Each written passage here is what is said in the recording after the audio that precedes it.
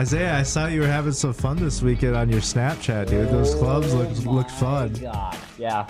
7 8. I'm a little tired right now. I'm looking forward to it. I was gonna say, there's got to be some hot ass women out where you're at right now. Oh yeah, yeah. It was so there's a club right here in the kind of village area, and we shut her down about 5 a.m.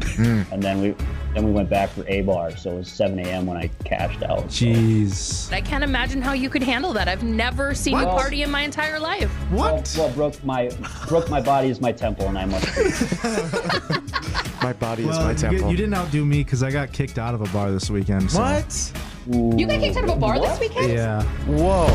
The Coaches Collaboration Podcast. Hey, this is Josh Pearson. Performance specialist with the Complete Athlete. This is Cole Warm. Certified USAPL club coach and owner of Salutum Health and Performance. Each week, Cole and Josh will take you through training techniques and tips, talk to athletes and fitness professionals to educate and motivate you for your fitness goals. Plus, you'll follow the journeys of Team Salutum Powerlifting and Get Complete Athletes. The Coaches Collaboration Podcast is brought to you by Salutum Health and Performance. Take your full power potential to a new level. Online powerlifting coaching. Customized programming to fit your individual needs and goals. Access to a coach 24/7. Whether you need a quick form check or a full program, Salutum Health and Performance has one goal in mind, taking you to the next level. Got a meet coming up? Ask about on-site coaching. Join the team that's setting records across the powerlifting community. Team Salutum Powerlifting with Salutum Health and Performance. Online at salutumhp.com. salutumhp.com.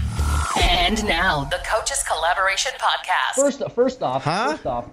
First off, who threw you out of the bar? Right. How big was this lady that threw you out? It was relatively voluntary, but one of my good friends and prior roommates got in a fight, so technically I got in a fight too. Then we're like, okay, well, we'll just see you outside then. We'll see you there in about 5 minutes. And so I'm out there making sure my buddy doesn't get his ass kicked. So It wasn't Josh, was it? Because I could see Josh picking a fight at a bar. yeah, the little man syndrome over there. No, I was getting wasted at a game night last night, so it was great. I went to bed at like 11:30. Doesn't take me long. There's no catching up. Yeah, I'm gonna need some catch up. I know that the cognac and whiskey that I was drinking. Oh shit. Yeah. One word. Buttery. Buttery. Like, that's all I can think. Buttery. Delicious. I can't even pronounce what it was, but it was some classy shit, and it was tasty. All right, so Coaches Collaboration Podcast, the first ever Skype interview. Hopefully we'll do more in the future, but today we are here with Isaiah McBride. Isaiah, say what's up. What is up? So, Isaiah, if you want to just give a little background about yourself, let everyone know what you're about, what you're currently doing, and all that fun stuff. Sure. Yeah, no, first, thanks for having me on, fellas. No problem, man. Big, probably number one listener of the podcast. It's fun to listen to. Sounds like you guys are having a good time. So One of 4 listeners. I'm happy to be your first guest. But no, so I hail from the great state of Minnesota. Princeton, I grew up, so that's how Cole and I know each other. I actually grew up with his brother, played sports with him, but Cole and I worked together recently, so that's how we kind of grew into each other's circle. And so after high school, like, you guys want the long version or the skinny version? Yeah, man, long version. I want to know your entire life story. Oh, man. All right, buckle up. So,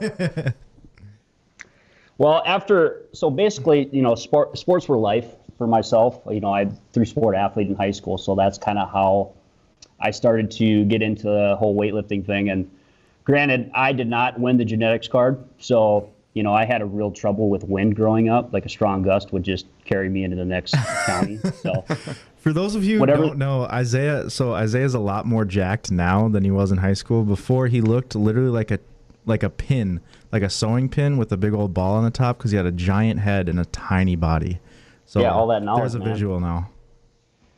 Yeah, well, it wasn't always the easiest working with you, Cole. I mean, this big, deezed up meat titan. I felt like this 12-year-old kid with freckles and a baseball hat that's way too big for his head, asking for your autograph or something. Well, that's funny because that's exactly how Josh looks right now. That's right. That's right. So, yeah, anyways, so after high school, I figured, I wanted to do something that I loved, so staying active. I went to Winona State for my undergrad, which was exercise science, which is basically just an umbrella term for a variety of different specialties. So I started to get a little bit more into it, a couple internships, but I knew I kind of wanted to take it to the next level. So that's what took me to East Tennessee State, is where I did my master's. And so that was sport physiology and performance, which is basically a really fancy way of saying elite performance. So that was a little more specific than your undergrad, correct? Yep. So my undergrad, exercise science, like I said, is just basically this big umbrella term with a ton of different specialties. And so my master's was definitely more of a special focus in elite performance, sports science, which again is basically taking good athletes and making them the best that they can be. So there I had the opportunity to work with, the Mike and Meg Stone, just the absolute best in the field in terms of sports science and athlete monitoring. Mike Stone is the godfather of strength and sports science, as they say. So having the opportunity to learn from them and have them be my mentors was what kind of helped catapult me into the strength conditioning field. So again, I had a little bit more opportunity to get some experience working with some teams. I think that's what was pretty special about the program, is that at the time, and it might still be, I don't know if some other programs are starting to adopt the same ideology, but the program there offered all the graduate students to be essentially the head strength and conditioning coach for a team. So having the opportunity, it was very good experience for myself. So I was able to step in as a head strength coach for a team, and you still have the faculty there. What team did you coach for? It was a men's basketball. Okay. At Milligan College, so it was an NAIA school. It wasn't part of the NCAA, but it was just outside of Johnson City, where ETSU is at. But like I said, you get to serve as the head strength coach, so you have complete control over the program, and then you have the faculty and the education department to give you any assistance that you need. So the program was very unique from that standpoint, as well as athlete monitoring. So their entire testing battery, as well as it being an Olympic training site for the USOC. So a ton of really great minds there, and they continue to set the bar high for the field. So having the opportunity to go there was great. It seems like a lot of people that have come out of that university have gone to do some kind of like trailblazers in the industry, it seems. No, it's definitely cool because, there's been a big resurgence within the program. It continues to grow and bring in new minds and talented coaches. And there's two different tracks. I took more of the coaching track, hands-on experience, getting into strength conditioning, but you can also take the more academia route, which a lot of other students are doing. So when they come out of the program, they're getting more into the college setting and professors, but also have the opportunity to still work with some teams and implement an athlete monitoring and testing protocol. So again, it was great working with all of them and having an internship along the way, working at Wisconsin, with another good friend and mentor of mine, Jim Snyder, who is considered one of the best, if not the best, strength coach working with hockey. So that was an internship with men and women's hockey and men and women's basketball, and some NHL pros that were former Badgers. So that's awesome. That is sweet. So just kind of, continued to get some momentum there and had so much to learn. Up until that point, Winona State was a great program, but it was very general in terms of their approach to many different specialties. So it was good to get into the master's program and really specialize in strength conditioning, elite performance, and working with athletes hands-on. So being able to apply that into an internship. Yeah, it almost seems like your schooling was almost like a funnel, right? Whereas Winona was kind of more general and, kind of gave you the tools to have a wide range of specialties. And then as you went to ETSU, it kind of dialed you into what you specifically wanted to do. Right, and just having the opportunity, to channel that a little bit, because coming out of Winona, again, it was a great program, but I was like, man, there's so many different ways that you can take an exercise science degree, right? So, having the opportunity to be like, man, I just want to work with athletes and, try and push myself to be the best. So, luck would have it, I kind of fell into a good program, and I had to work really hard for it, and still got a lot to work for and a lot to learn along the way. But it was overall just a really, really awesome experience. And that internship at Wisconsin was really great. Jim Snyder is just such a good mentor. He's such a good coach. Not only developing really good athletes, but another just really good intern program. A lot of the interns coming out of there had the opportunity to step in and have been doing some really good things. So. Yeah, that's one thing, especially about the strength and conditioning in the college area, especially, is it's a lot about who you know, where you've spent time, who you did internships with. It's kind of like an old boys club with word travels fast if you're good, and it also does if you're not. So that's kind of how you get jobs in that area, I feel like. Yeah, I think that goes for, a variety of different career paths. But it definitely helps, because especially as a young coach, when you have no experience, sometimes it can be tough to, when there's a job opening, there's a lot of really talented coaches out there vying for one position. So yeah, you kind of got to pay your dues. Yeah. Yep. And that's usually what you do with the internships. Yep. You got to pay your dues. You got to, network, make connections. And then, when you get the opportunity, you just got to try and do your best and see what happens. But yeah. So after that internship, went back for my second year, continued to work in Milligan College, being in charge of all their testing and strength conditioning implementation, building an annual plan. And then when that wrapped up, I got recommended to go to Taiwan and work with their national team. So obviously that was a phenomenal experience, just because the opportunity to travel. That was one of the big reasons I took it, to be honest.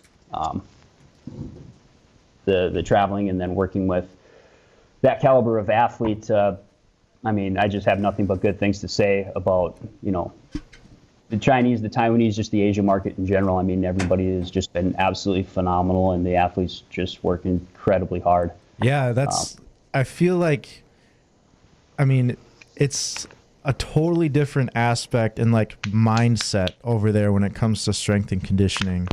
Can you talk a little bit about that and just what the differences are just in the attitude towards strength and conditioning? Yeah, a lot of it is just on the rise. When I first came onto the scene in, when was that? 2014. Yeah, is when I moved to Taiwan, and strength conditioning was definitely on the rise, and there's just so many talented coaches coming through the ranks, and they're hungry to learn. And there's a lot of individuals over there providing some really good knowledge. So it's fun to see it develop, for sure. But like I said, the strength market over there is really starting to explode, and more individuals want to get into it. They're having fun with it. So anything that we can do to help pass on that knowledge, that information, and develop some coaches, we're trying to take advantage of that. So after that, I came home, and now being back into it, kind of seeing where it's come in the last 4 years, it is pretty phenomenal. Like I said, there's a lot of really good coaches out there that are hungry to learn, and they want to apply what they've learned and develop athletes and help them be the best that they can be. So it's just been, it's been a hell of a ride. So yeah. So you were over in Taiwan coaching their national, was it their basketball team, correct? Yep. So it was men's basketball, and when they were not in season, we'd still have the opportunity to develop their off-season programming, but a lot of their athletes would either go back to the States, or they would travel back to China, where they play in the CBA, which is the Chinese Basketball Association, which is massive. It's so popular, basketball in China. So it's a really big market and a good opportunity for those players. So they would spend their offseason going back and playing in the pro circuit, and then anyone that was left out of the national team would stay in Taiwan and play in the Taiwanese National Basketball League. So are those players paid to play then? Yes. Okay. Yeah. Yep. So they are pretty much professional players out there in Taiwan? Yep. They have their own pro league, and I'm not sure. I'm not familiar if they've added more teams, but when I was there before, it was 7 teams in the league. So they would just travel on the weekends, and then they'd play each other until the playoffs and championship league, and then they'd be right back into in-season work for the national team. So we would just spend the off season either developing their athletes individually, and then I would stay busy either working with baseball, rugby, some tennis players, a little bit of golf. So there's a little bit of variety too when we were in our off season to keep me busy. But when it was in season, it was pretty much go the whole time. So when you were training all of the other athletes, so besides just basketball, is there anything that you did for all of these athletes? Because a lot of them, it seems, they're all running, whether they're court athletes, they're field athletes. Is there any, we always did plyos, or we always did this for all of these athletes because it just brought them all up? Or did you, again, on a one-on-one basis, were you just, okay, for, this person, we just do this and that? I mean, how did you go about it? Are there any secrets you can give us? Yeah, so speaking with basketball, when they would enter their off season, we typically give them an active rest. Yep. To help them recover from the in-season work, because it can be pretty demanding, especially the basketball schedule. It can be highly reactive. You might have 2-3 days of practice, and then you might go on a big tournament. And yeah. Some of them international tournaments can be pretty wild. You might have, multiple games within an extended weekend stretch. So when that season ends, you definitely want to be able to give them some opportunity to get off the court, get away from everything, recover a little bit. You can add in some activities where it just keeps them moving a little bit, but at the same time, you want to de-emphasize on anything specific and just let them recharge. Yeah. I know, listen to some of the other podcasts, and I know Cole and I have discussed this in long lengths before, but it's the same for him. I mean, when he kind of gets out of his powerlifting meets, and I don't know how deep we want to get into this, but same deal. I mean, he's got to get away from it a little bit and recharge, because that's important, and that way it rebounds when you come back to train later on. Right. Yeah.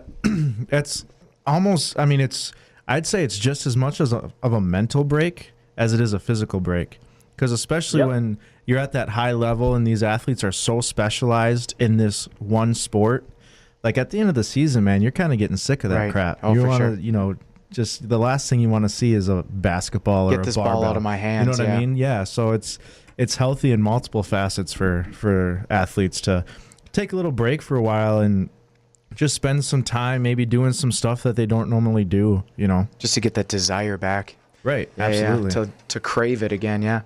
Is there anything unique that you would say that you implemented that maybe most strength coaches aren't doing? Something that you found worked better? Well, not so much, I guess, unique and not what everyone else was doing, but I guess more so my training philosophy and what I would use is phase potentiation, block periodization is what I use for my athletes. So as soon as we finish our active recovery, we would start their general prep work. So typically, and this is very general because, of course, some of the athletes they have different schedules and different obligations and things that they got to do. So from a very general sense, we'll just approach it like this. We would start a general prep phase where we're going to de-emphasize on anything specific, and we're just going to start building a big work capacity.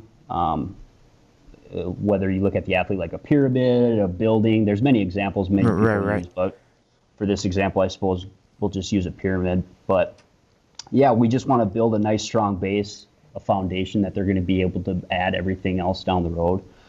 A big work capacity, a big well. We've used that example in the past too. But dig a deep well that they're going to be able to use later on.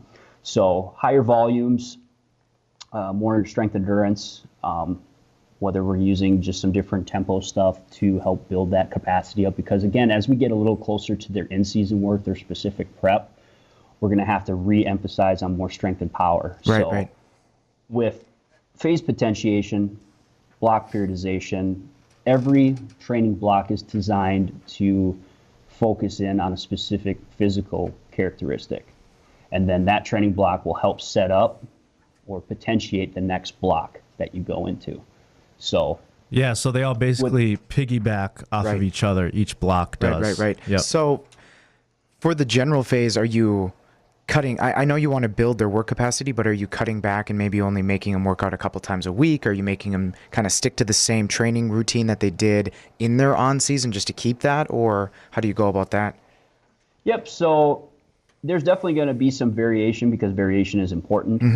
As we kind of talked about a little bit earlier with emphasis and de-emphasis. So they're going to de-emphasize a little bit on their specific skill work. So let's just say court work. They're not going to completely get away from it because, I mean, you still have to practice shooting, yeah.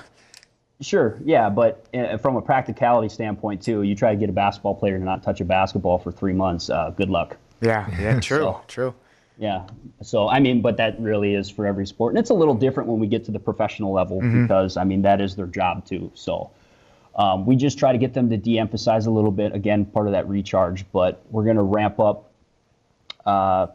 their weight training sessions and volume, like I said, just because when we get in season, their cup's filling up with practice and competitions and travel schedules. So the more volume you pack on top of them in season, you know, you're just running that risk of burning them out a little bit more, raising that likelihood of injury. So this is really our opportunity from a strength conditioning standpoint to really try and, like I said, build that base so that when we add the subsequent blocks later on, they're prepared and ready to handle for it. You can focus in on a little bit more intensity and strength work. So when you're building up their base, and this could be for any sport, do you have a certain limit on, let's say you're doing sled sprints or maybe you're doing box jumps or whatever, is there a certain number that you go to repetitions wise, or is each sport different? Do you pick that based on athletes? How do you make that choice?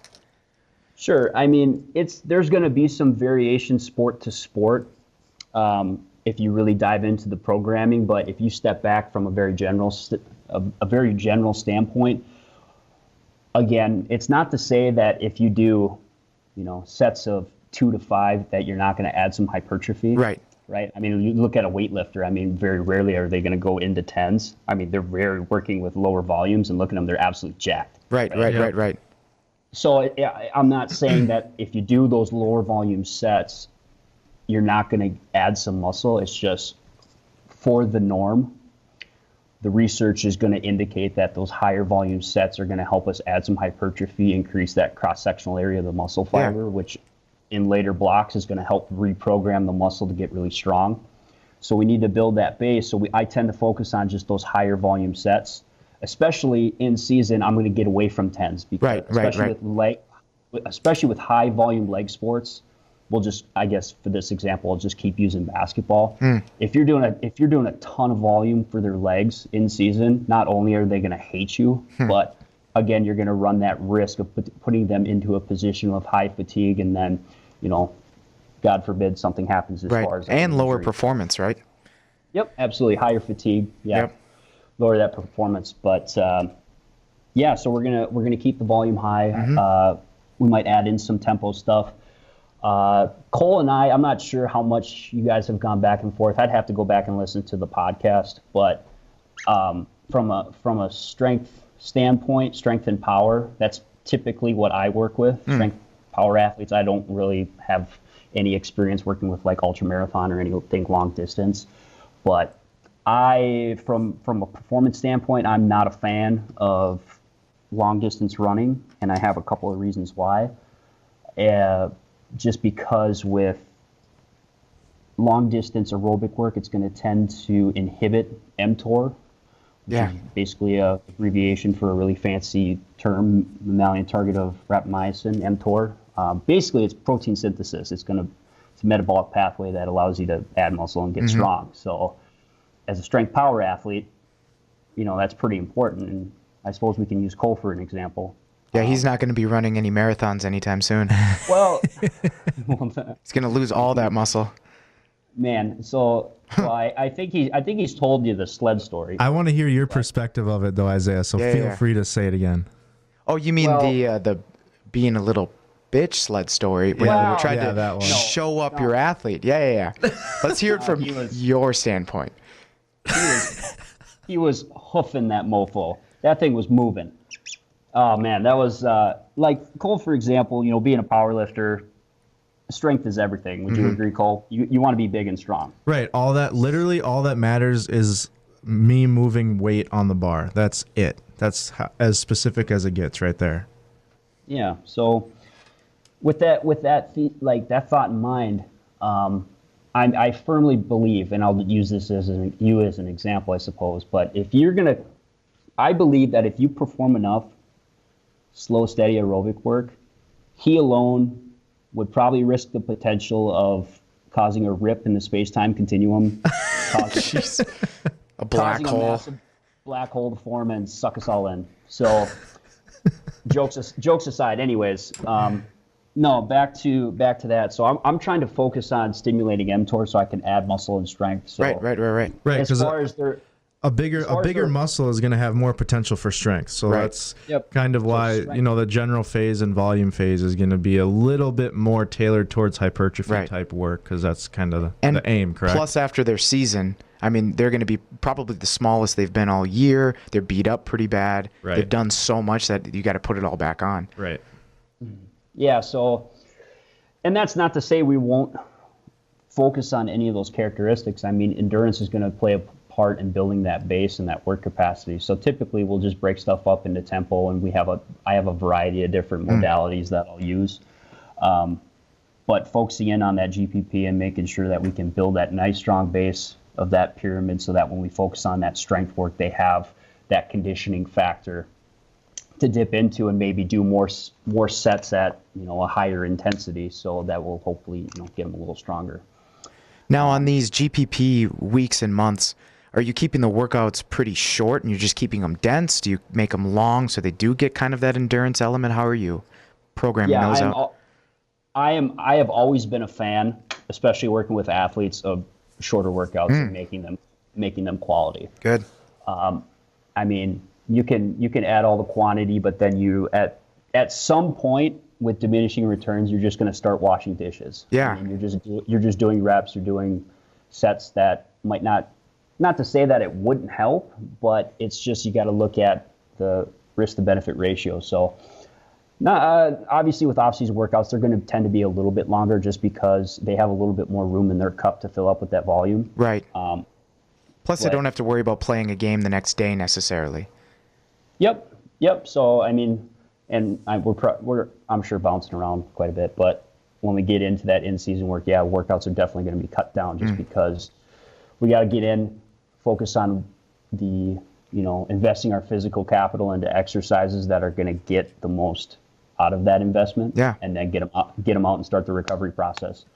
But when we're in our off-season work, we just have more time, more physical capital to invest in their development because they're going to have a lot more opportunity for some recovery. So how long are you making? Oh, sorry.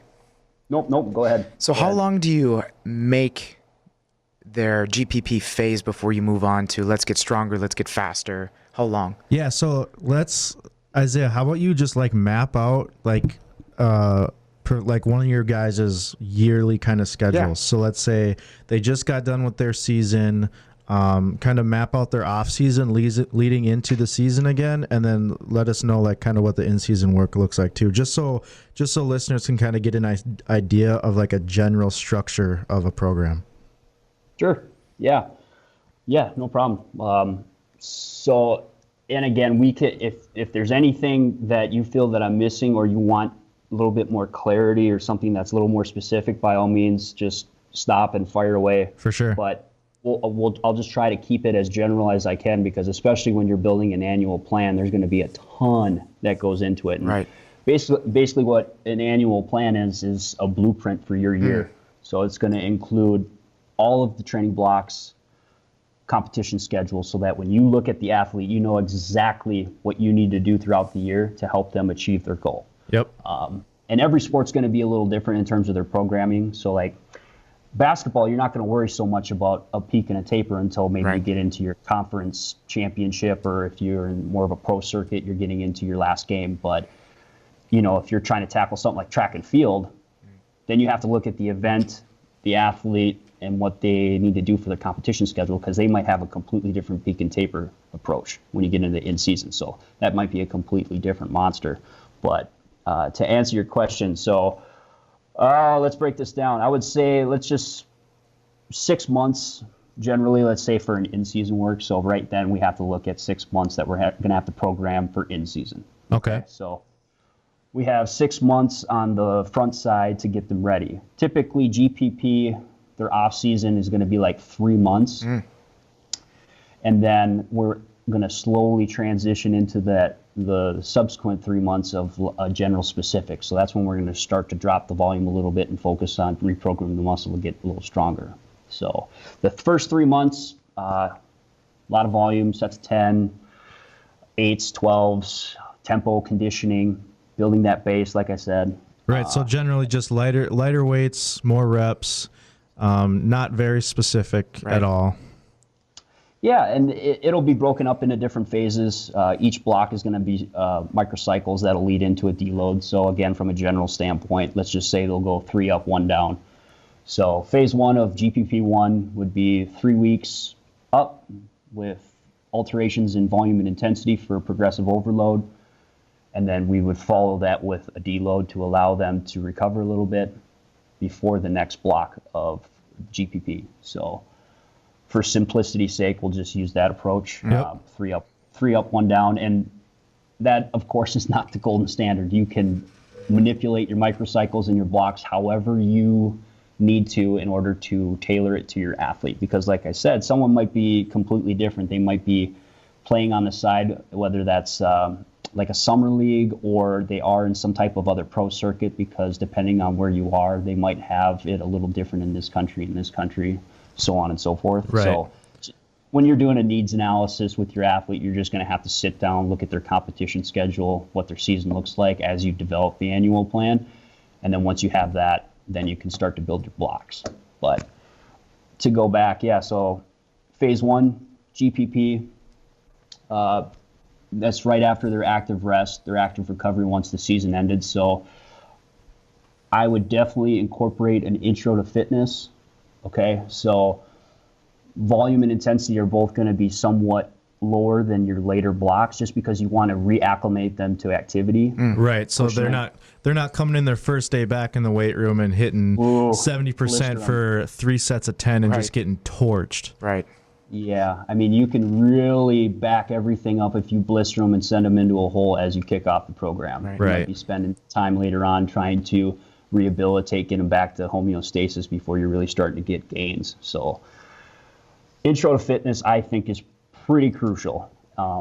And that's going to vary quite a bit depending on what you're working with. I mean, youth athletes and pros is far and away a huge difference. And Yes.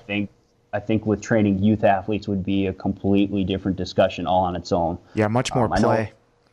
I know Cole and I have had Nightmares. long discussions on our approach to youth training. And like I said, that might be a good one for another podcast down the road. But and I've got stories. Yeah, stories are good. That's experience. But so even with the pros, the intro, even though they're still in phenomenal shape for the most part, intro to fitness is going to be very, very, very crucial. Reacclimate them to the training process, start up that block with some momentum. And then as they do, then we start to get into that high volume work, building the base, slowly transition after that 3-month period into general specifics. So now that we've added some hypertrophy components, increased that cross-sectional area, we've built some conditioning, some endurance. Now we're going to transition into more strength work. So sets of 5s from a general standpoint, dropping the volume, raising the intensity, focusing on those strength characteristics, peak force, rate of force development, getting them nice and strong, producing forceful contractions so that we can hone in on power a little later on. So we're still focusing on the compound movements. As far as my training philosophy and beliefs, I incorporate the compound movements, get the most of my physical capital. That's what I'm investing in, because I believe that it's going to give me the biggest return on my investment. Yep. So you mean big bicep curls? That's really not part of your program? Yeah, you gotta be able to have the bicep curling. Oh yeah. That'll help you shoot 3-pointers. So if people who don't know, by compound movements, what Isaiah's talking about is kind of your big, like squat, a press, deadlift. Jumping, yeah, anything that uses multiple, multi-joint movements. Yep, multi joints, and I think they're just really important because you're able to recruit a lot of muscle within that movement. Full range of motion. You can always incorporate partials throughout the annual plan at designated points, but I'm always going to hit full range first. I think compound movements too are just a lot more applicable to just sports in general. Absolutely. You know what I mean? Like, I would always give guys crap when I was playing college ball because after our workout, they'd spend another 30 minutes doing bicep curls. I'm like, guys, you literally barely ever use your biceps in like when you're actually playing football. Like, it's like the least used muscle on the body. Maybe isometrically, right? Holding that ball. Yeah, but these guys, you know, they just want to look good when they go out to the bar after a win. So, yeah, and that's where you step in as a coach. Part of coach education, we just try to, and I've been in situations like that before where I've had great discussions with other coaches about that too. And sometimes, in some examples, some coaches have programmed them in that way they can control the volume in the weight room. Absolutely. After workouts or outside of the training period, athletes might try to go in to do exercises that they feel either that they need to, or it's just something like that they're just interested in. So I mean, I totally understand it. It's very practical. I mean, we like to talk about all the things given in a perfect environment, but you're going to be able to be exposed to a ton of different situations once you kind of get rolling in the strength field. So, I mean, that's one example. So sometimes you just got to program it. That way you can control it. Right. Something that might not actually be beneficial to the big plan, but you're just kind of throwing the athletes a bone, so to say, to just say, here, this will kind of, curb your appetite for these bro lifts for a little bit so that, we can get down to business. So speaking of bro lifts, do you use or believe in the barbell bench press? We still, I use, again, being a compound movement, we use the bench press, or I say we, I have, it's, I guess me. I use the bench press, and I'll use different variations, but with basketball, mostly I'll incorporate the strict press, press, jerks, overhead, just because the sport primarily a lot of the time spent overhead. So as far as their upper body goes, they're going to get a lot of that stimulus from a lot of our Olympic work. Whether that it's jerks or snatches. I use a lot of the derivatives. Now you're speaking my language. All right. Weightlifter. Weightlifter. Okay. All right. Sweet. No, so primarily we'll start with those first, being the most metabolically demanding, whether it's snatch work or clean and jerks. So as far as overheads, we'll start with the strict press, very basic as part of their development. And then as they get more acclimated with skill, we'll start to sprinkle in more of like a push press, and then we'll slowly progress them to jerks and overheads. And then as we trickle down, into their secondary and tertiary exercises, we have things like maybe a bench press, and then accessory exercise might be like a kneeling split press or lateral raises and things like that. But to start the workout, we want to invest in doing the exercises that we're going to be able to get a lot out of in terms of physical characteristics. So like the Olympics, you're able to hit a lot of notes. Strength, power, balance, coordination. There's speed, so much explosive. that you get out. Yeah, you get so much benefit out of the exercise. And just doing one. So instead of trying to, oh man, we want to work on so much and we want to cram so much into this workout because there's no such thing as fatigue. We're just going to be able to constantly get better. So you're doing many, many, many exercises, but then of course you might ramp up fatigue. So instead of doing all that volume, hey, let's just focus on quality work with the Olympic lifts. Get into a big compound movement like the squat, follow that up with another compound, and then maybe you can start to get down into your tertiary exercise and maybe some prehab. But while you're fresh, focus on those big ones first. And then. So a little bit of a tangent. Do you believe in high volume weightlifting? High volume weightlifting. Yeah. So if you're familiar with like CrossFit workouts, Isabel or Grace, where they're doing 30 repetitions, do you see any place in athletic training for that? No, I mean, and I'm not going to sit and knock on CrossFit. I mean, We will. I've always I've always said, hey, if you compete in CrossFit or you're looking for a hobby, as long as you can find a good coach that's going to help take care of you, I say go for it. Get off the couch. Do something. So I would say, yeah, go for it. But in terms of athletic performance, I just feel that there's other methods, there's other approaches to their programming, both in practical experience and in the literature that would support not doing CrossFit. But to kind of come back and answer your question as far as, the 30 reps, the thing with power, which power is very important for the Olympic lifts, bar velocity, power is instantaneous. So the more reps you do, power is going to fall off. Yes. When power falls off, you no longer have the necessary qualities for good bars velocity and technique. So what happens when technique goes? You put yourself potentially in a position for maybe a bail or an injury or something like that. Or basically the biggest to thing, screw yourself technique up. goes out the door. Yeah, and I also think that people do such high volume clean and jerk and things like that because they treat it like a deadlift or a squat. Hey, if I do 8 repetitions, that's going to eventually make me better. But with weightlifting, that's not the case. A 1 rep max or even a 2 rep is much different than a 5 or an 8. Yeah, because as you get up higher into the volume threshold, you're going to have to drop intensity down. Yeah. Yeah, and then you're not. Because, Yes, absolutely. So yeah, like I said, if you enjoy CrossFit and you want to do it or you compete in it, I say go for it. Do it. Don't hold yourself back. But in terms of athletic performance, which is, I can only speak from my experience, which is working with team sports, strength sport athletes, and so I have no experience with CrossFit, but that's just my take on it. If you compete or if you want to do it, go for it. But the problem with doing those high volume sets with the ollies, man, you're going to have to drop intensity, and then unless you're extremely skilled in it, you might potentially put yourself in a bad spot, especially when you start going overhead. Things get a little dicey. Oh, I agree. Yeah. After 3, when it even comes to a clean, it's really tough already.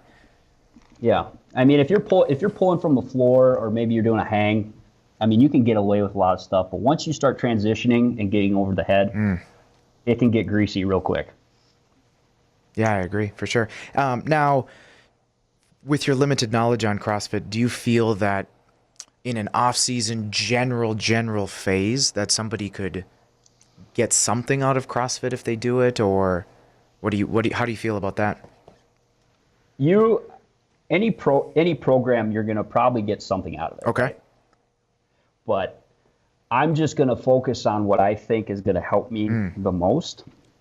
And again, coming with CrossFit, and there's a lot of really good coaches out there, so I can't really speak on all their programming. Just the limited experience I have with some of the CrossFit boxes or friends and coaches that have trained at some of the CrossFit boxes, the programming just has been a little bit all over the map. Yeah. So again, just having that, once you start to dilute down the programming, like if you try to specialize in too many things at once, you're going to get muddled results. Yes, yeah. Unless you might be more apt to adapt to more training stimulus at one time if, maybe you have fairly good genetics or you're really good at CrossFit. But the problem with trying to specialize in too many physical characteristics at once, problem is the body has a really hard time adapting. So instead of getting really good at one thing, you get okay, mediocre at a lot of things. Yes, absolutely. So Totally coming agree. back to phase potentiation, block periodization, which is what I use, and that's one of the reasons why I do, is it just gives you that benefit of focusing on one characteristic, helping them get really good at that. Like say, increasing muscle size. Yeah. That way in the next block with more muscle, they now have more of an ability to produce force, which is strength. And then after that, we can start to focus on speed and power. The pinnacle of the pyramid, something that the athletes need is to be very powerful. I mean, if you and me, are facing off, football, for example, right? If with power work over time, if I can do my job faster than you can, granted some other outside variables, odds are I'm probably going to win, right? Yes, yeah. It's all about that 40. Exactly. Yeah. So power is extremely important, but in order to be powerful, you have to be strong. Yes. So by focusing on each characteristic and having each phase potentiate the next one, you have that opportunity to continue to grow towards that ultimate goal, instead of, if you have many things that you're trying to focus on at once, like I said, you might be okay or mediocre at a lot of them, not great at one. So that's why we have an emphasis on something while de-emphasizing on another. Sweet. So Isaiah, so I want to talk about what you're doing like now, because you spent 2 years over in Taiwan, correct? Yep. And then you came back to the States for a little bit. That's where you and I got to know each other and work together and stuff like that. And then you taught me the world of powerlifting, my man. Yep. And then now, what are you up to right now? Because we're Skyping you, and you're not in studio. So where are you, and what are you doing right now? Yeah, so back in August, I accepted a position with the Chinese Olympic Committee. So I shipped out in August, which is already, 4 months ago. Yeah, time's really flying. I know, it's crazy, right? Yeah. But so I got to Beijing and spent some time doing a lot of consulting, and again, it's great to be back. I got nothing but good things to say about working with the Chinese. They've just been incredible. The coaches, the athletes. It's just an incredible culture, and I'm just happy to be a part of it. But so I'm actually right now in Finland doing a training camp. I'm with the aerial freestyle ski team. Oh, cool. Which is, if you're not familiar with it, I would highly recommend you go on YouTube and watch it. I was not familiar with it until I got here. It is awesome. So these are the dudes who are like launching in the air and doing crazy flips and stuff, or what? It's basically a combination of gymnastics, diving, and skiing off a big ramp. It's like the X Games, but on snow. That's crazy. It's awesome. So it's an incredible sport to work with, because it presented a new challenge for myself. I mean, growing up in Minnesota, I went snowboarding and skiing, but nothing to this degree. So they're incredible athletes. I mean, they have to be extremely flexible. They have to know how to operate in the air, because it's not just about landing. They have to do their maneuvers with grace, because that's what they're getting graded on, right? There's different areas that they're getting graded on, and then they have a DD, degree of difficulty multiplier. So very much like diving, yeah. Yeah, absolutely, yeah. So they have to be extremely flexible, but they also have to be very, very strong. Not only because they have to handle their body in space, but they have to land from very high up. So they have to be able to handle that impact. With the body awareness that is required for that has to be insane. Yeah. Proprioception. Yeah, and again, a lot of these athletes have a gymnastics foundation. Maybe they did that in their past, and then they're just making the transfer to skis. So yeah, it's an incredible sport. It's a fun new challenge. I'm enjoying it, but we've been in Finland now for 3 weeks. Haven't seen the sun in about 4 weeks. It's dark all day. It's wild. It's cold too. So we're having a lot of fun. I mean, I can speak on some things in a general sense. So if you guys have questions, by all means, fire away. I can't go into specifics as far as the actual training program. Right. You don't want to leak any secrets. Right. And yeah, it's the training program is very sacred to them. So I totally respect that, honor it. So. All I can say is, they work incredibly hard. We make them squat for sure. The squat is very, very, very important, especially that eccentric loading when they come off the ramp and they got to land. So well, I think skiing especially. I mean, the squat is almost more specific for that than a lot of other sports, because your feet are in kind of a fixed position, right? So that would be. And you're pushing against the ground while you're on the ground. Yeah, for sure. Yeah, you gotta have strong legs for sure. So we put a lot of our investment into the squat to help them with that. We do a lot of the ollies. Hey, we're doing the mid-thigh pull call. You know Heck that yeah. movement well. Heck yeah. So we're in season right now. This is part of their season work. So volume's low. We keep the intensity high and just let them focus on getting good at skiing. So So are you working with them exclusively right now? We're seeing how things go. Like I said, when I first got to China, I was doing some consulting, which I absolutely enjoyed. I loved it. I mean, just having the opportunity to just, share my thoughts and pick some brains of a lot of different coaches and athletes and see what they're about and learn. I mean, that's what it's all about at the end of the day. So Right. I was enjoying that and just kind of getting back into working with some talented athletes, and things went well, and they asked if I wanted to go to Switzerland. That was our first training camp back in September. So that was more water ramp, which is cool because that was one of my big questions is I didn't know how they really practiced. Right. So it During their- exposed you during to their kind of the off-season. sport a little more. I gotta believe they're on Yes. trampolines a lot, practicing before they hit the snow. And Yep, a lot of trampoline work Yep. and water ramp. That's the Yeah. big one. So that's cool. I mean, you get to sit out by the pool all day. That's You kinda can't- cool. can't Heck yeah. Complain about them. Yeah. So, yeah, but this is crunch time. I mean, this is their in season. They're right on the verge of World Cup, and once they hit the World Cup tour, they'll be busy all the way through. I think it's the end of March. It's wow, pretty crazy. that's a long season. So, yeah. That's yeah, a hard yeah. season So, if you you fall. got- Right. Yep. So athlete monitoring is very critical. I know Cole had a little bit of experience with this when we were doing our program before. So he got a little exposure to that, but basically just looking into the athlete and all their stresses and just making sure that we can monitor that as best we can to make sure that they're prepped and ready to go for whether that's practice or competition. So their sleep and sleep quality, muscle soreness, things like that, along with some other quantitative data like jumps and things. So again, that's another beast on its own. But yeah, it's in season, so we're just trying to keep them fresh, keep them enjoying it, and working hard. So we'll be here for another, I think, 2 weeks, and then we'll head back to China. Oh, cool. So are you working with other teams as well, or are you like I said, are you specifically with you're obviously specifically with them now, but are you running any programs for like any other teams?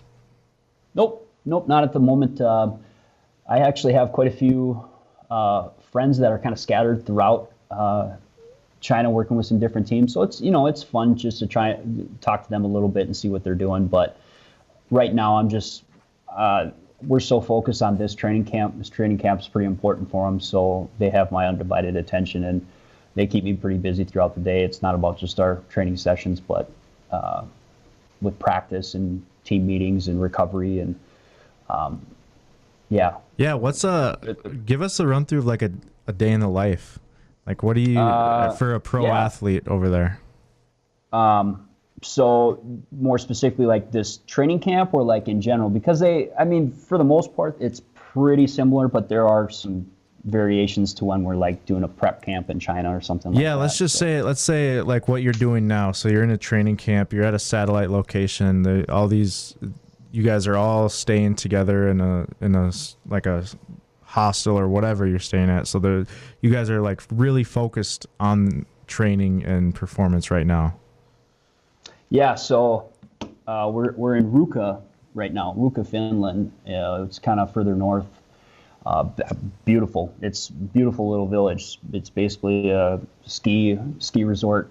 A lot of actually the Mogul World Cup was just last week, which is another event I recommend you check out. It's awesome. If you don't know what moguls are, YouTube it. It's pretty cool. So it's a pretty big hub for a lot of winter sports to pass through in their in-season to work on skills or if they got a competition. Mm-hmm. But so a typical day, we'll wake up pretty early. That's usually my time to do my own personal training, my own strength session myself, because my day's pretty busy. And then breakfast is 7 o'clock. Typically we'll have a team meeting after that to kind of discuss what the goal is for that day and what's coming at us. The training staff will kind of meet, integrate into the process so that we're all on the same page with the team doctors and physicians, our training staff, athletic training, just make sure that we have everything for our athletes that they need and create a good optimal training environment.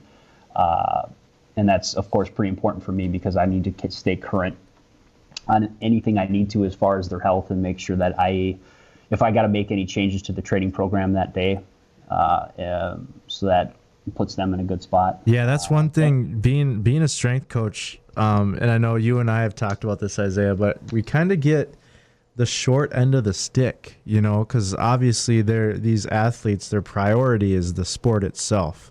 So that practice and everything takes priority over strength work. So that can be kind of crappy sometimes, but that's good. I mean, one thing that I experienced playing college football was the communication between the football coach staff themselves and the strength and conditioning staff and the athletic trainers were not great. So, and you could tell, like, as an athlete, when either you're hurt and the trainer knows and says you can't train, and then you get a text from the coach like, hey, where the heck were you at lifting this morning, and you're getting in trouble. And so it's good that you guys communicate, because that is super important as an athlete for sure. Communication is everything, and I firmly believe that integrating into the entire process is critical. I mean, strength conditioning is just one small piece of the puzzle. Yeah. Especially when they're in season. So right. Being able to integrate, making sure that you're on the same page with everybody, and especially with bigger teams. I can't imagine what it's like with football. I mean, football is just an absolute monster with so many athletes. So that communication is even more critical. Mm-hmm. But absolutely, and I know you got a little taste of that working with youth athletes, which is a completely different beast, because especially in youth sports today, I mean, man, they got so much going on. By the time they get to you at, let's say in the summertime, they get to you at 3 p.m. and it's like, yeah, I just had 14 practices, 2 competitions, and I just had a pretzel before this. So it's like, okay, here we go. Right. I had a monster squat day for you, but we're gonna back off. Exactly. Yes, you almost always have to be willing to adapt the plan for wherever they're at when they come in. So that's one thing people don't talk about, but it's a skill that you need as a strength coach, is to be able to adapt, and not, like, you can't get mad, right? Because it's not anyone's fault. It's just the situation where it's at. And if you're only going to hurt the athlete more if, like you said, you have a monster squat session planned for that day and they come in and they're already torched and you force them to go through it anyway, like, you're only hurting that athlete. So it's benefiting them for you to adapt that training plan towards them. Yeah, I mean, the annual plan, the programming that you design is absolutely critical, but at the same time, you also do need to stay very reactive, because, especially working in the team setting, there's a lot of variables that go into it. Again, athlete monitoring, it's very important for that reason. There's many stresses, and granted, this realm is a lot different than the youth athlete, because really, outside of your little 1 hour session or hour and a half or 45, whatever you have with that kid, outside of that, the rest of their day is pretty much unknown. Right. Yeah. This is a much more controlled environment. We're able to control their stresses a lot easier than maybe a youth or a collegiate. Collegiate, you're starting to get a little bit more into it, sure, but it's much more unpredictable with the youth athlete, which can be tough for sure. But with this, we're able to keep a pretty good handle on it in terms of their sleep patterns, making sure they're getting to bed at a good time, because sleep, again, that's another podcast for you, but right.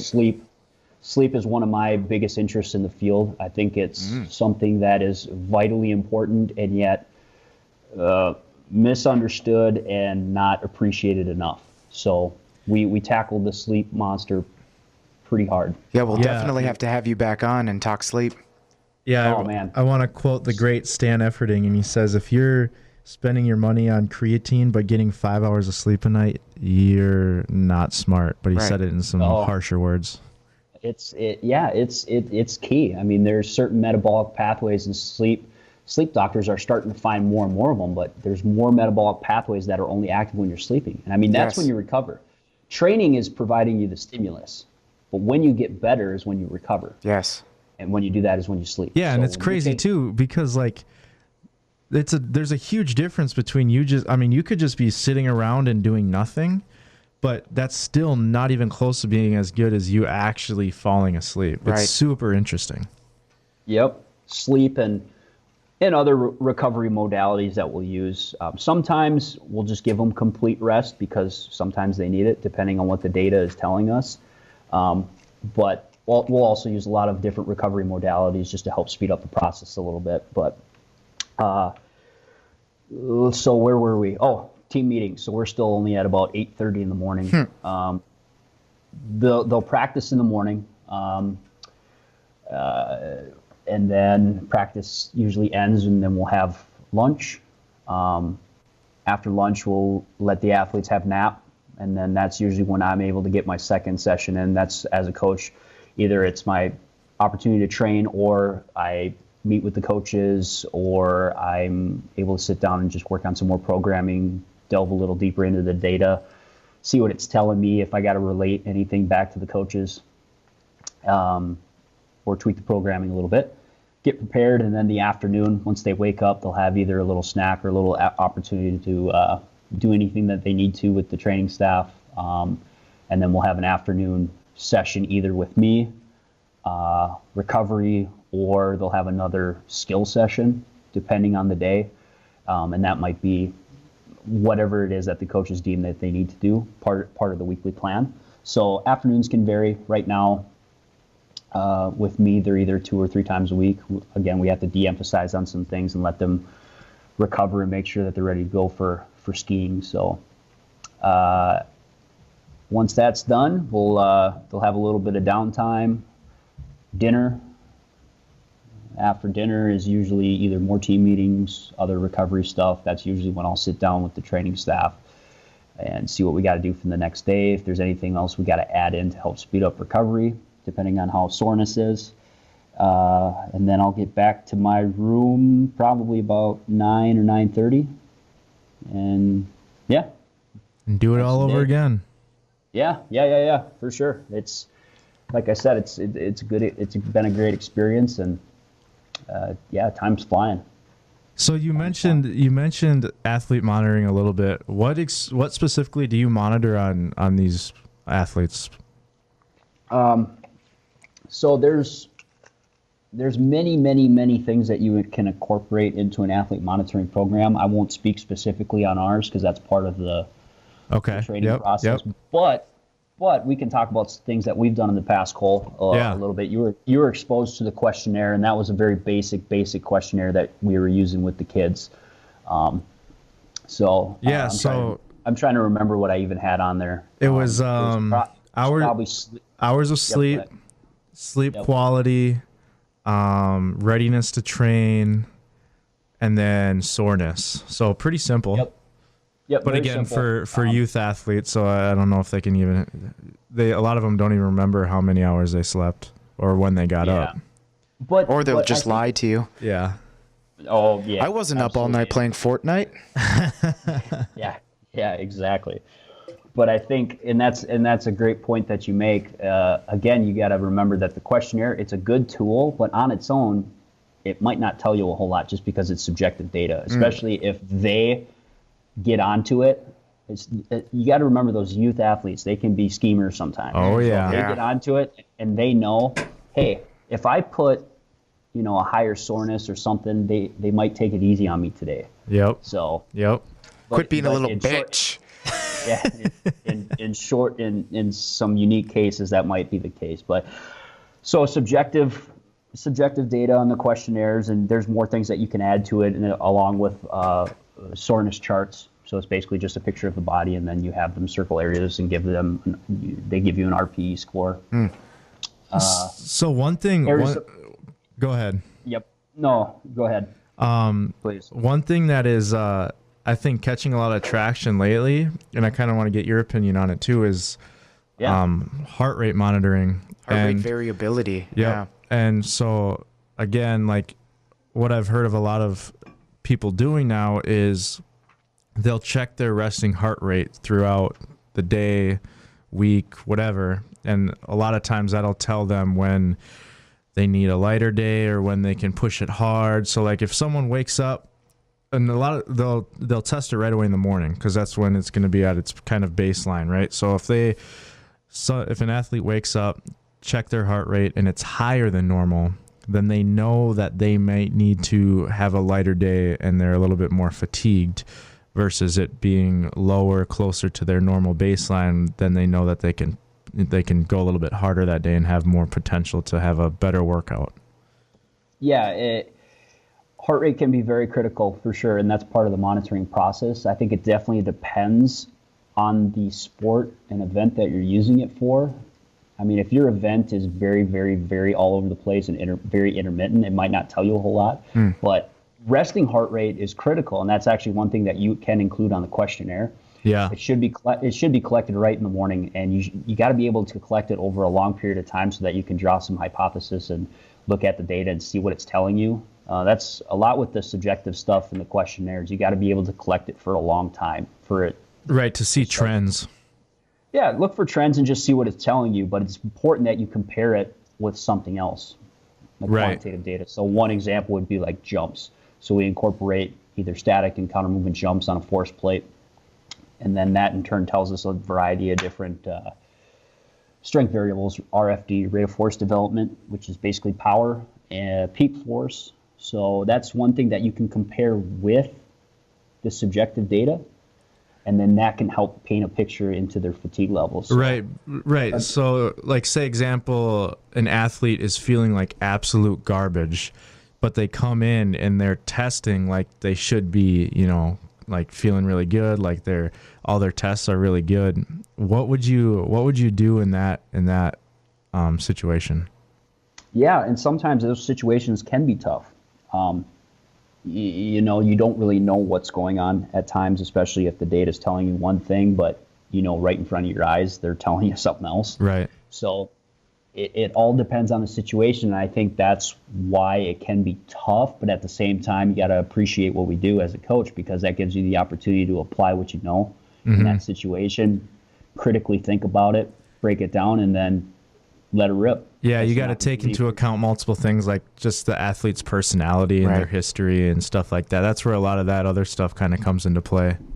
Right, and that's the beauty about this field, is that especially in today's age with everything available on the internet and YouTube, I mean, you can learn everything that you need to in terms of modalities and training methods and different schemes right on the internet. But at the same time, you get your experience coaching by being on the floor and working with athletes in different situations. So absolutely, it's one thing to know it, but the ability to apply it to that situation is everything. I think that makes the difference between like a decent coach and a great coach, is being able to apply it, communicate, decipher what you're seeing, and then just being able to relate to athletes and make them work for you and try to just work with them as they are right there, and not necessarily what they should be or what the book says. Yeah,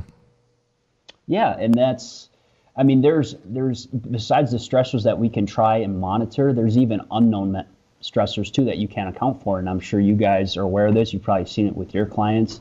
You might walk into the gym one day and it might feel like you're lifting on the moon, like the bar is just flying. You don't know what's going on, so you just ramp it up. Yep. You're Yeah. just like, oh man, I feel amazing. The laws of physics no longer apply. I can just keep. They never do for Cole. Just astronomically, just keep adding weight. And then on the flip side of that, you could have been hitting on all your notes in terms of your programming. Everything's flying around. You have a planned PR day. You get into the gym, and all of a sudden you're fighting a gravity storm, and you're like, dude, what the heck? I got all the sleep that I needed, my diet, everything has been awesome. I've been feeling great. And then all of a sudden you get in there, you go to pull the bar for your PR, and then the bar doesn't move. Yeah, there's just some bullshit in the air some days. Yes, and can be the most frustrating thing, man, because you try to do and I know Josh talks about this too, is like if you have a planned like big day or a hard day, you do everything right leading up to that day, and sometimes shit just still goes wrong, and it just sucks. And then, like you said, other days when you're not expecting to do anything insane, like you just go in and everything's feeling light, and you're like, shoot, maybe I should take advantage of this and go for something here. And that's some of the best expressions that you'll see on athletes when you get they get their sheet or whatever, and they have a percentage, or depending on whatever you do for your programming, but they got a number, and they go and they just absolutely demolish it, and their eyes are this big, and they're just like, all right, let's let her rip. Let her rip. Yeah. So, to come back full circle, I mean, you got to be able to adapt to your situation. And so at least with my programming, it's usually a range percentage, and then the day will either be a programmed heavy, medium, light, very light. There's different days that we'll program. Cole, you saw that a little bit on those workouts. It was up in the upper right-hand corner of our sheet. It looked like the colors of the rainbow, the Skittles. So it'll give them a range based on best efforts prior tested, and then depending on that percentage, that'll give them a range of weights. We can then interset, use RPE to help gauge where they're at, and then make modifications based on that day. So again, if they got a range and things are going good, okay, we can add a little bit extra weight if the day allots for that, or take off a little bit, as long as they're still getting the work done. Because if you go in, it's about stacking up those days where it's tough that are important, instead of like, I feel like crap, I'm just gonna call it a day. So we'll give them a range and then go from there, and then help use RPE, session RPE, to help gauge where they're at interset during the session itself. I've said that multiple times, but I think it's so true, where the days that you go in and you're not feeling good and the weight is feeling heavy, and you may have to adjust and bring it lighter, but those days I think are the most important, that you get all the work done, because those are the actual days that we get better. The days that you go in and it's easy and everything's feeling light, those days are easy, man. Anyone could go in there and hit PRs and have a good time, but it's the days where you feel like garbage that those are the ones that matter. Yeah. Because not only mentally are you gaining from it, but you're getting the work done when you're pushing your body to somewhere where it doesn't necessarily want to go. You're disrupting that homeostasis. Right. Yeah, champions aren't always in a good mood either. Exactly. You know, it could be the last game of the year, and they could just have a terrible day, but they still got to show up.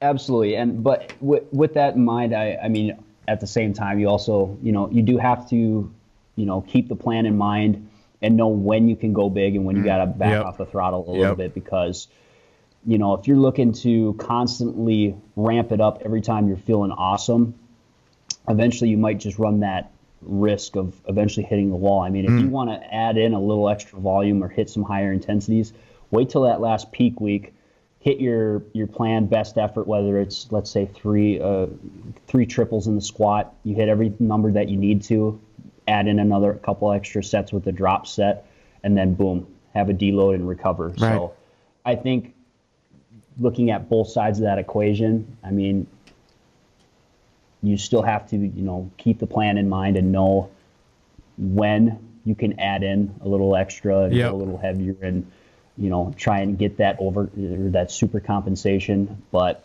at the same time, if you're constantly trying to push yourself to the absolute limit and go heavy every set that you can, you're just running that risk of hitting plateaus and putting yourself at a risk of injury. And I know Cole has, talked a little bit about that with his powerlifting clients, and peaking for competition and stuff like that. So yeah, I mean, you don't need to walk out of the gym every single time feeling absolutely torched. Right.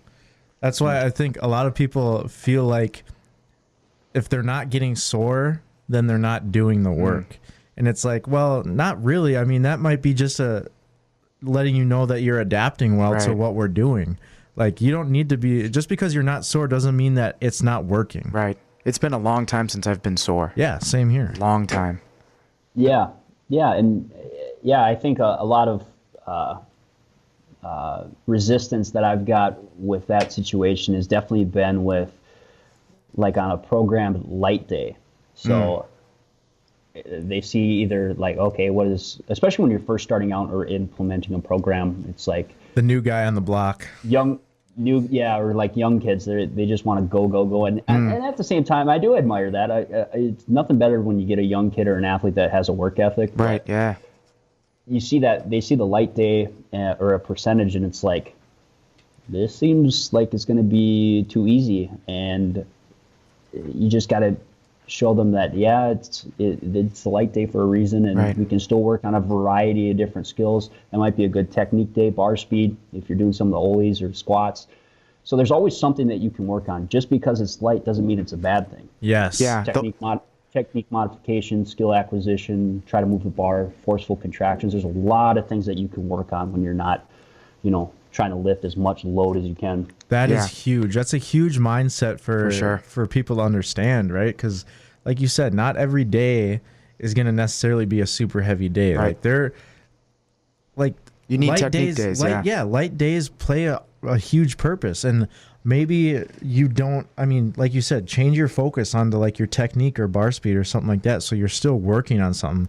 Don't see that like, oh, it's a light day and I'm just gonna lollygag through this session and not get better. Like you can tailor your mindset to still get better in some aspect of the lift or whatever you're doing. And if you don't like that mentality, I challenge you to try the Bulgarian method for weightlifting, where you're basically maxing out every day, and you will very much so appreciate those light days when they come. You'll change your tune pretty quick. Oh, very quickly. But I mean, at our local gym, we see that a lot where people will come in and they try to just hammer it every day, and they might be working out 5 days in a row. By day 3, 4, and 5, they're just basically wasting their time. Right. The sustainability of something like that is just not very good. And then you wonder why your legs won't grow. Yeah, you definitely gotta look at the plan. We kind of talked about a little bit too on those days where maybe you got to back off, or you're a little extra stressed out that day, or you're sore, or whatever the reason is. There's a ton of different variables, but just because you're dropping the intensity a little bit and making it a quote unquote light day, there's still so many different things that you can work on, especially if it's clean and jerk, the snatch, derivatives that you're working on. All right, we're just going to rip the bar as fast and hard as we can today. Drop the intensity a little bit, and maybe you add in some drop sets after to help potentiate. But very interesting. Yeah, those light days are critical. So I want to go back a little bit. Are there any, so when it comes to heart rate variability, are there any companies, any products that you like? Are you good with like Fitbits and there are some rings out there? Are there any specific ones that you personally like for tracking? Yeah, so I've been able to try out quite a few different products.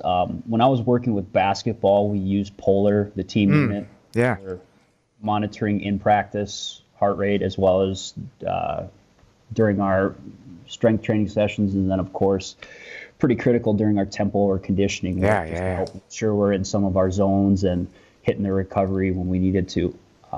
So Polar, Goldmore came out with a unit, along with some other different companies, with skiing. I'm not just saying freestyle, I'm just saying with skiing in general. First Beat is another company product that has developed a heart rate unit looking at HRV as well. So in terms of, is there one that I prefer? Not really. Okay. If I need to look at heart rate,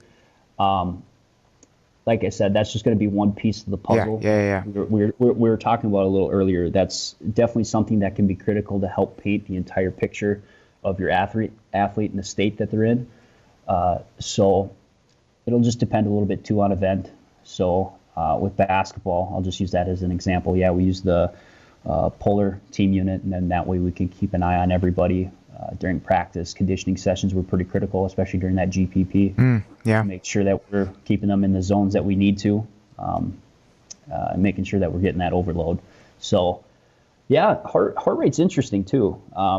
It's definitely something that's being used more and more, not only just in athletic performance, but more in the general population. I'm not too familiar with CrossFit. I'm assuming they probably do. I don't know. I guess I can't speak on it. with Affinity, but yeah, it's another important test that you can implement with your athletes, not only to make sure that you have an appropriate training stimulus, but for recovery it can be critical. Yes, for yeah. sure. Yeah, I know. especially- Sorry to interrupt, but my No. my mom just got a personal trainer, and at the Snap Fitness they actually use that MyZone app, which kind of it tracks your heart rate in real time, and a lot of times they'll have like a screen or something in the gym that you can look up at, and it'll tell you where your heart rate is at and what kind of zone of your max heart rate you're sitting in. So it'll let you know if you need to kind of pick up the pace a little bit or, tone it down a little bit. So I think in that aspect, it's kind of cool because it's a visual for the person to see what they're doing and where they're at. Yeah. Now, are you reviewing your mom's program to make sure it's dope and everything that she needs, or what? No, yeah, actually, her trainer her name's Kelly, and she's awesome. She actually had me come in. She's a coach for the STMA swimming team, and I actually went in there Friday and talked to them a little bit about recovery and stuff like that. So, no, Kelly's awesome. She knows what she's doing for sure. So, and it's nice for my mom to have another source of accountability and knowledge when it comes to this, other than just her kids. So it's been good for her, for sure. Excellent. And you, young man, how is the training going? It's been good, man. It's been both your personal and your clients, everything all tip top? Yeah, so personally, it's really fun because I'm recovering from injuries and my progress has been very linear, excuse me. So yeah, I don't know about lineal. Yeah, I don't know what that is either. We'll go with it. He's just a dumb power lifter. I was gonna say I didn't go to school for learning words and stuff. No, so it's been fun actually going into the gym and being able to lift more every week, and it's been interesting for me. It's kind of been a mental journey too. Is being when I was hurt, man, I was as the strongest I ever was, and then I got hurt, and it kind of kicked me in the gut, and it was tough. But I mean I had to pull out of the national meet that I was gonna do, and I went there because Amanda was lifting there, and I saw that the total that I hit 6 months earlier would have placed me second in the nation in my division. So I was just like, F, man. Like, it was sour grapes all around. But it's been good now that I've been able to kind of challenge that, or been able to get back in the gym and actually like lift some weight, because that was the toughest thing. Was for the longest time I was in there and I was doing stuff, but I was still like feeling pain. So it was kind of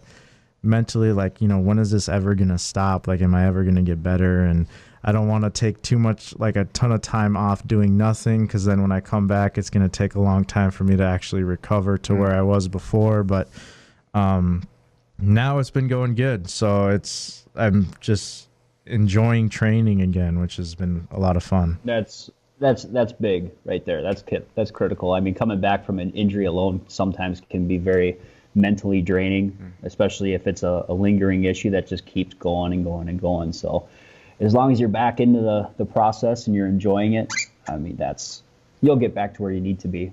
Yeah, it's good, and it's nice to have like a different outlook on training and everything too. Everything is an experience, and I've been able to kind of express that with my clients and stuff too. So it's shitty that it happened, but I'm taking everything I can from the experience. So learning as I go. It's still, any experience is good experience, right? Because now you're going to be able to help your clients rehabilitate and help bounce back physically and mentally from an injury. So exactly. I see it as good experience. Exactly. Yeah, and with all the mental thought you've been putting into it, you'll come back even better. Oh, for sure, man. Yeah. It's just dreaming and drooling over those new weights. Right, and it's gonna be fun because it's now that I've gone through this, like I'm already dreaming about nationals next year. Like when I hit these huge numbers, like it's gonna mean so much more to me. You know what I mean? Because I've gone through a lot more to get to where I'm gonna be. So it's gonna be that much sweeter. Can you just imagine being at that nationals after that long layoff? I mean, warm-ups, your little warm-up snack, you're gonna be chewing on a dumbbell, just waiting to get on the platform. Yes. Especially because it sucks, man. Because I'm like, in my own right, I'm a good lifter, right? And I just haven't really been able to put my strength on display on the national stage. So I'm still relatively unknown.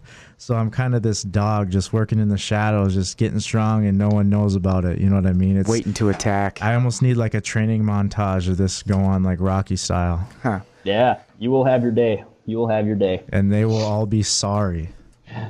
Well, the question is, are you going to be carrying a massive greatsword on your back while you're going into this meet? Yeah. Are you sure you don't want a sash? I know that's what Josh is into. How dare you? Threw my pen at him. How dare you? I meant a belt, dude. Oh, I meant a belt. I'm with you. I'm with you. I got you. Give me my pen back. Just chucked one at him. I got awesome. more. I got more. I've got more ammunition over here. You say something like that again. Hey man, I can't let shit like that slide, dude. So you better be careful. At least my sash sparkles.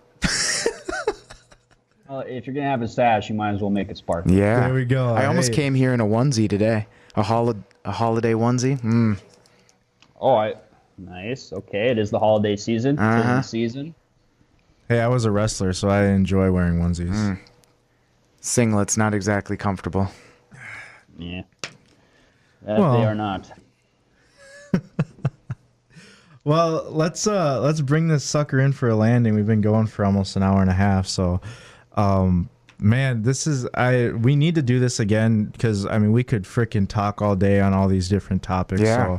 So thanks for coming on, Isaiah. This has been awesome. Yeah, thank you so much. Yeah, and listeners like this, I mean, this brings credibility to us. Well, and he's literally an Olympic caliber strength and conditioning coach. So I hope you brought your notebooks out for this one and listen to it a couple times because there's some knowledge bombs dropped in this one. So and he just kept it basic, which was awesome, and it's still all those knowledge bombs. Yeah, exactly. So thanks, Isaiah.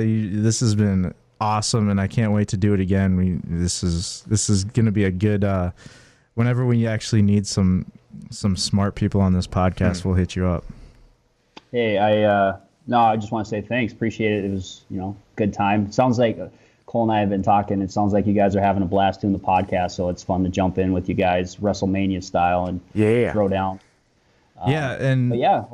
For our listeners here, if you guys have any specific questions that you want Isaiah to talk about in a future podcast, feel free to DM me or Josh, and we'll put those on a queue so that we can have more specific stuff for what you guys are wondering about from Isaiah. So. Yeah, for sure we're going to be talking about sleep. Yeah. I would love to talk about sleep. Yeah, I think that would be a really good discussion that really any one of your listeners are going to be able to gain out of. And we didn't even touch on diet. Yeah, I mean, we didn't touch on anything really. Yeah, I mean, sleep and vitamin D are the two big ones that I recommend everybody. So I mean, you could go all day on those two topics. Get that 5,000 IUs.